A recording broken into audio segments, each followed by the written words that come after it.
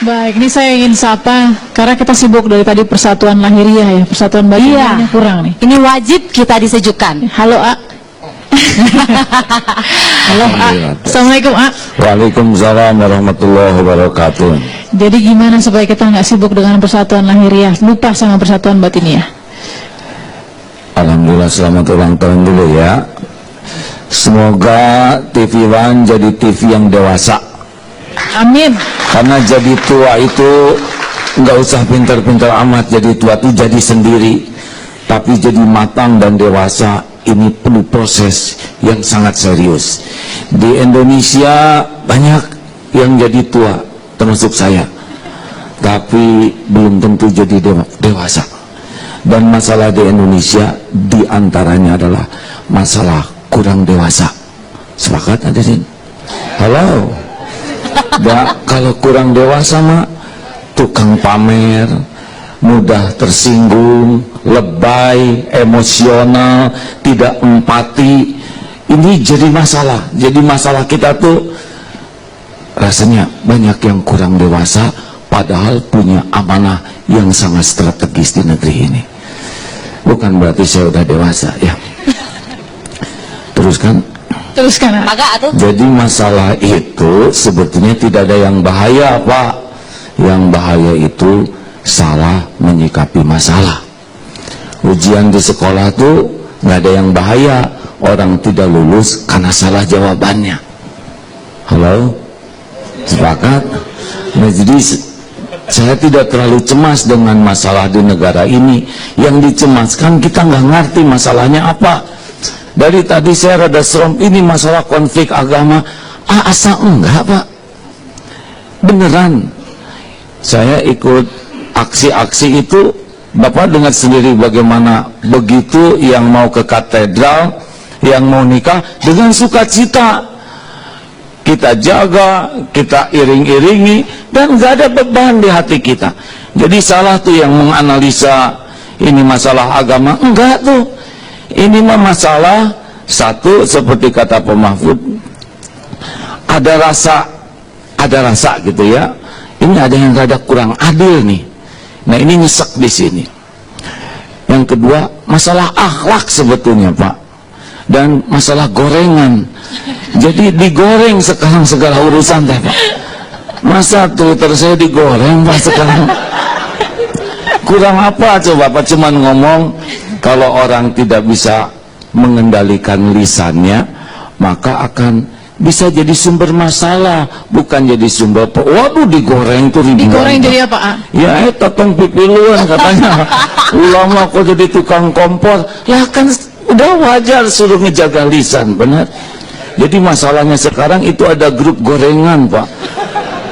Apa namanya, the bulliers atau apa tuh ya? Tapi nggak apa-apalah, mungkin mereka kerjaannya itu, dan nggak akan berkurang kemuliaan dengan dibully ya, nggak apa. Justru mereka walaupun enak, Pak, tapi ya mudah-mudahan mereka dapat hidayah. Dah, pokoknya sekarang saya mau sederhana, dari tadi teori semua. Jadi harus gimana? Satu, kalau saya mau boleh ngasih saran, nggak usah banyak nuntut orang lain, berubahlah. Mending tanya, saya itu bagian dari masalah atau saya bagian dari solusi? Semua orang, termasuk Pak Jokowi, Pak Menteri-Menteri ini, saya, maaf ya Pak Plas, Pak Mahfud, siapa? Ya Pak Karni, apalagi tenang-tenang, biar bahaya tuh bicaranya ya. Saya juga sama mikir, Pak, Ari Agim teh bagian dari masalah di negeri ini atau bagian dari solusi? Karena nggak bisa kita memperbaiki orang lain kalau kita nggak kenal siapa diri kita sendiri.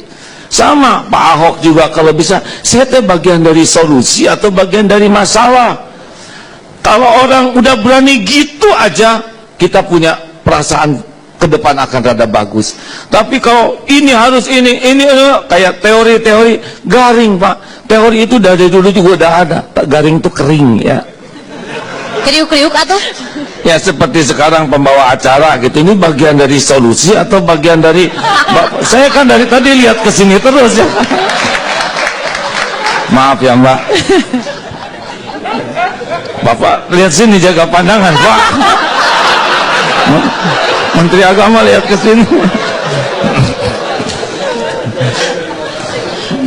Teruskan jangan. Teruskan. Ah. Yang kedua tuh Pak, kita harus mikir. Jadi perbedaan tuh nggak ada masalah Pak.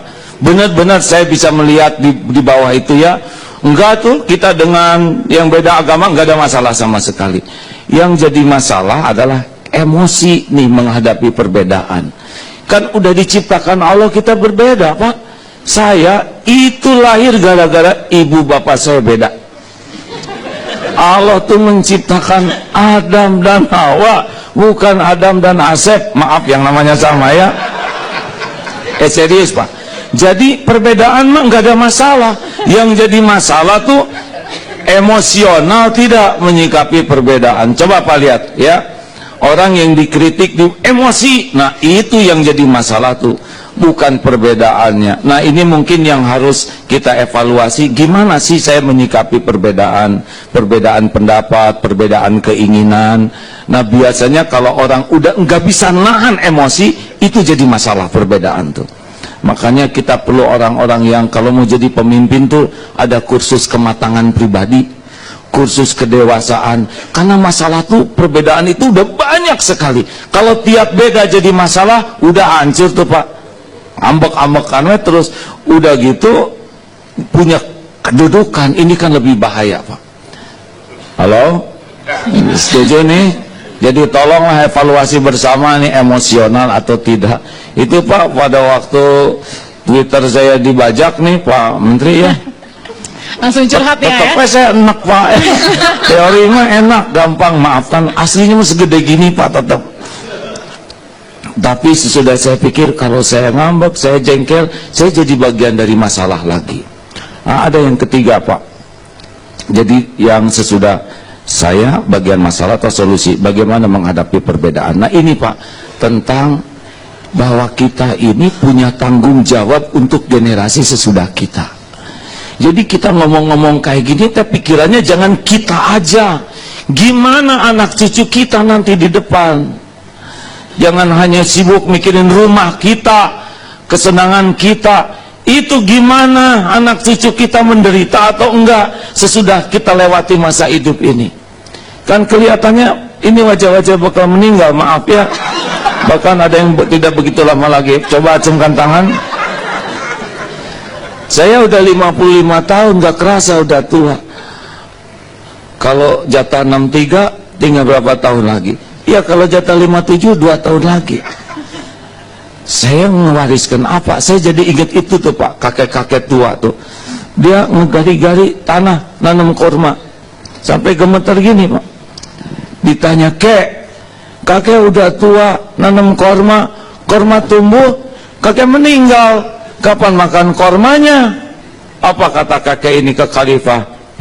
Khalifah, bukankah kita makan kurma sekarang jasa dari orang-orang terdahulu yang sudah tiada? Bukankah kita menikmati kurma sekarang jasa dari orang terdahulu? Mengapa kita tidak menanam untuk masa yang akan datang anak cucu kita? Saya masih suka mikir gitu Pak, anak saya, cucu saya gimana nanti nasibnya di negeri ini. Nah makanya Bapak Ibu, mumpung diberi amanah, jabatan, kedudukan, apalah topeng-topeng yang nggak jelas kayak gitu di dunia sebentar ini ya, jangan centil, itu kan cuma topeng, benar. Jabatannya sebentar, hisabnya berat. Pikir apa warisan kita buat generasi yang akan datang. Sepakat hadirin? Nah khalifah terpesona. Ya Allah, kata khalifah tuh, ini kakek benar. Bukankah saya sekarang dapat kerajaan juga? Warisan dari pendahulu saya. Kakek benar. Pengawal, ambilkan uang 2 kantong dirham, dinar. Terimalah sebagai rasa syukur saya, kakek sudah mencerahkan saya. Si kakek ngomong begini, alhamdulillah, baru juga menanam, sudah berbuah. Begitu. Jadi kalau para pemimpin sekarang mikirin nanti gimana anak cucu kita sejahtera tidak, aman tidak negeri ini, insya Allah sekarang juga para pemimpin itu sudah dapat kebahagiaannya.